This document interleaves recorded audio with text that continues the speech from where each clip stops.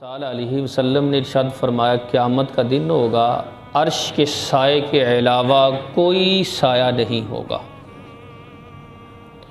اور کتنا مشکل اور کٹھن وہ مرحلہ ہوگا۔ زمین تانبے کی ہے، سورج 1.25 میل پر رہ کر آگ برسا رہا ہے، کوئی سایہ ہی نہیں ہے۔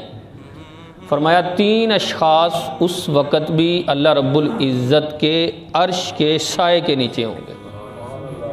صحابہ کرام نے عرض کی یا رسول اللہ صلی اللہ تعالیٰ علیہ وسلم وہ 3 اشخاص کون سے ہیں؟ ارشاد فرمایا پہلا وہ ہے جو میرے کسی امتی کی پریشانی کو دور کرے۔